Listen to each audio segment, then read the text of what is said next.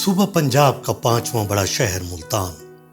اپنے آموں کے باغات کی وجہ سے پوری دنیا میں مشہور ہے۔ آم جسے پھلوں کا بادشاہ کہا جاتا ہے، اس خطہ کی پہچان ہے۔ اب بات کرتے ہیں ڈی ایچ اے ملتان کی، جس کا کل رقبہ 9500 ایکڑ ہے، اور یہ تمام علاقہ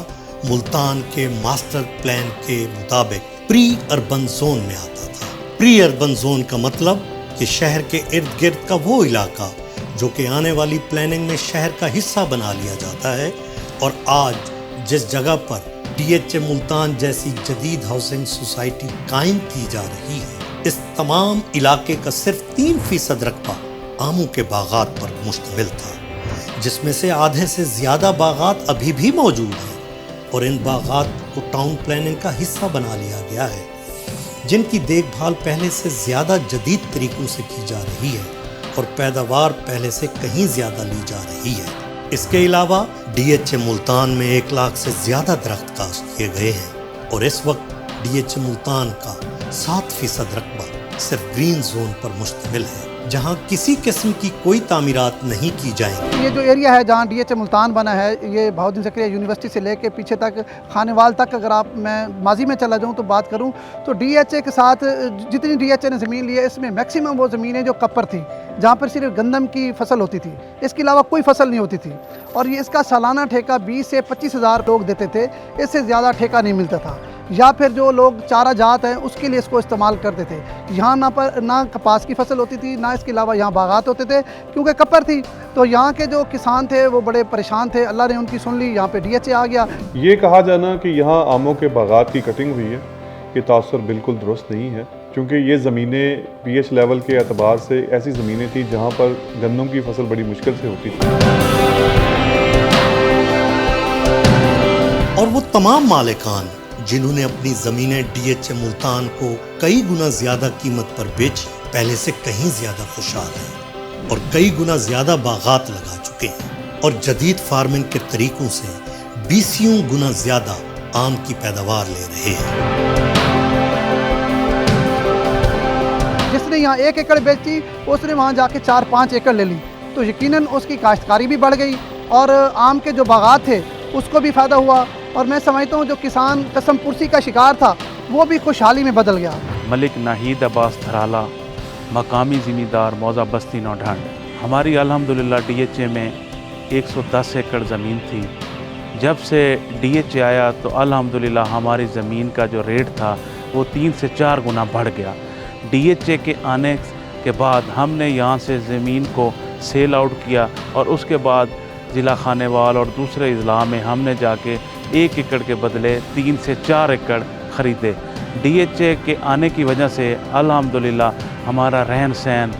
بہت اچھا ہو گیا۔ اب جو نئی ٹیکنالوجی آئی ہے، پہلے ہوتا تھا کہ 25-30 سال بعد باغ تیار ہوتا تھا،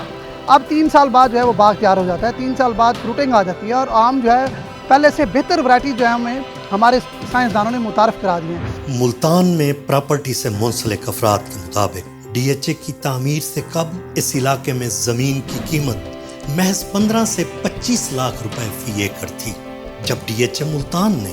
اپنی تعمیرات کا اعلان کیا تو فی ایکڑ زمین کی قیمت 1 کروڑ روپے تک پہنچ گئی۔ لوگوں کو جب کئی گنا زیادہ پیسے ملے تو انہوں نے اپنی زمینیں فروخت کرنا شروع کر دی تھی، اور یہاں پر جو زمین 10 لاکھ ایکڑ تھی، اب وہ تقریباً 3 سے 4 کروڑ ایکڑ کی زمین پر مشتمل ہے، اور یہاں کا زمیندار 1 ایکڑ زمین بیچ کر اب 10 ایکڑ زمین خرید چکا ہے، اور اگر ایک آم کا درخت یہاں پر کٹا ہے تو اس کے وہ 10 ایکڑ خریدنے کی وجہ سے آگے 10 ایکڑ لگ بھی رہے ہیں، اور تقریباً 50,000 خاندان اس کے ساتھ بالواسطہ اور بلا واسطہ جڑا ہوا ہے۔ میں سمجھتا ہوں یہ پروپیگنڈا جو ہے بالکل بے بنیاد ہے۔ ڈی ایچ اے کے ہم سب شکر گزار ہیں، کیونکہ ہمارا ایک تو لیونگ سٹائل بدلا ہے، ہمارے جو نوجوان لوگ تھے ان کو روزگار ملا ہے، اور ساتھ کے ساتھ جو ہمارے کسان تھے، ہماری زراعت تھی، اس میں بہت بہتری آئی ہے۔ جس کسان کا 1 ایکڑ تھا وہ 5 ایکڑ کا مالک ہے، جس کا 1 مربع تھا وہ 5 مربوں کا مالک ہے، جس کا 1 ایکڑ باغ تھا اب اس نے 5 مربع باغ لگا لی۔ الحمدللہ یہاں موضع بستی نوڈھنڈ کے اندر ہمارے پاس کوئی 10 ایکڑ آم کا باغ تھا، تو اس کے بعد جب ہم نے یہاں سے زمین سیل کی تو الحمدللہ آگے ہم نے बाग भी 25 एकड़ बढ़ा लिया और किन्नू का बाग भी अल्हम्दुलिल्लाह हमने वो 40 से 45 एकड़ खाने वाले में वो भी लगा लिया। डीएचए के मुल्तान में आने से इंफ्रास्ट्रक्चर में कई गुना बेहतरी हुई, बल्कि यहाँ पर बेपनाह नौकरियाँ और कारोबार में भी बेशतर इजाफा हुआ। मैं डीएचए को सलाम पेश करता हूँ और मैं समझता हूँ कि इससे हमारे जो आने वाली नस्ल है, जिस तरह ये आप तालीमी इदारे ला रहे हैं, तो यकीनन हमारे जो बच्चों का फ्यूचर है उसके लिए हमें लाहौर या इस्लामाबाद नहीं जाना पड़ेगा। डीएचए मुल्तान में हमारे बच्चे पढ़ेंगे। यहाँ अच्छे अच्छे जो पाकिस्तान के टॉप लेवल के तालीमी इदारे हैं वो भी आ रहे हैं और किसान हमारा भी खुशहाल है और हम जो नौजवान लोग हैं उनको भी रोज़गार मिला है। बहुत शुक्रिया। डीएचए मुल्तान को अगर ना सिर्फ यहाँ पर गेम चेंजर कहा जाए इस खत्ते के लिए या लाइफ चेंजर कहा जाए तो बिल्कुल दुरुस्त होगा, बिकॉज जो स्टैंडर्ड्स आकर डीएचए मुल्तान ने यहाँ पर दिए हैं, लिविंग के स्मार्ट सॉल्यूशंस दिए हैं, इको फ्रेंडली है, ग्रीन एंड क्लीन लिविंग है, तो वो सॉल्यूशंस यहाँ पे इस खत्ते में साउथ पंजाब में लोगों ने पहली दफ़ा देखे हैं। डीएचए मुल्तान के बाकायदा मुलाजमीन की तादाद 2000 से जायद है, जिनमें 80% आम शहरी और 20% आर्मी के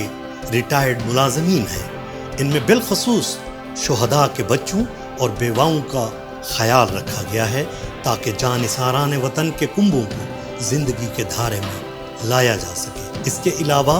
हज़ारों की तादाद में वो लोग हैं जो कि मुख्तलिफ ठेकेदारों और कंपनियों के साथ काम कर रहे हैं, जो कि तमाम के तमाम पाकिस्तान के आम शहरी हैं। डीएचए मुल्तान सिर्फ एक हाउसिंग सोसाइटी ही नहीं बल्कि जदीद मुल्तान की पहचान है।